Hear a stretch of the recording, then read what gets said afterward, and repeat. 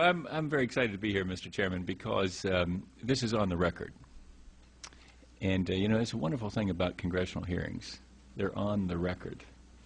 Kim Beazley, who's Australia's ambassador to the United States, tells me that when he runs into a climate skeptic, he says to them, make sure to say that very publicly, because I want our grandchildren to read what you said and what I said. And so we're on the record. And our grandchildren, or great-grandchildren, are going to read. And so some are here suggesting to those children that here's the deal. Your child is sick. This is what Tom Friedman gave me this great analogy yesterday. Your child is sick. 98 doctors say treat him this way. 2 say no, this other is the way to go. I'll go with the 2. You're taking a big risk for those kids. Because 98 of the doctors say do this thing. 2 say do the other. So it's on the record, and we're here with important decisions to be made. And I'd also suggest to my free enterprise colleagues, especially conservatives here, whether you think it's all a bunch of hooey that we've talked about in this committee, the Chinese don't. And they plan on eating our lunch in this next century. They plan on innovating around these problems and selling to us and the rest of the world the technology that will lead the 21st century. So we may just press the pause button here for several years, but China is pressing the fast forward button. And as a result, if we wake up in several years and we say, gee, this didn't work very well for us, the 2 doctors turned out not to be so right. The 98 might have been the ones listened to. Then what we'll find is we're way behind those Chinese folks. Because, you know, if you got a certain number of geniuses in the population, if you're 1 in a million in China, there's 1,300 of you. And you know what?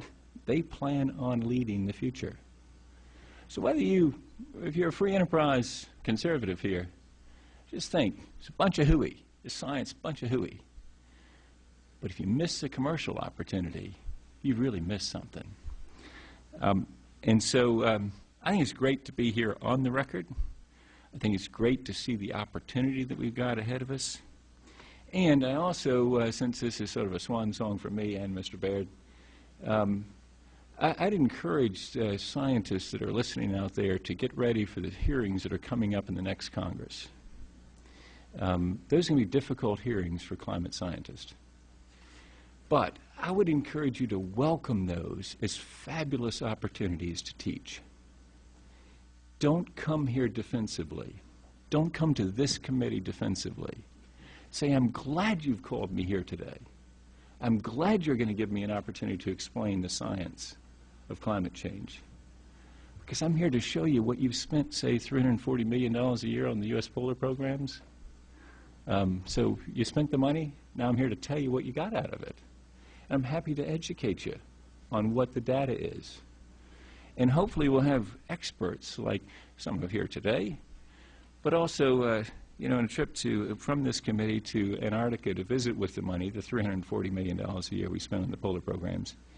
I met Donald Manahan, who's a professor at USC, the other one. We claim the real one is in Columbia, South Carolina, but the other one, you know, the one out on the West Coast. That one, Dr. Manahan is a master teacher. I hope he's one of the witnesses here, because he's the kind of guy that would welcome the inquiry and would lead a tutorial for folks that are skeptics so they could see the science.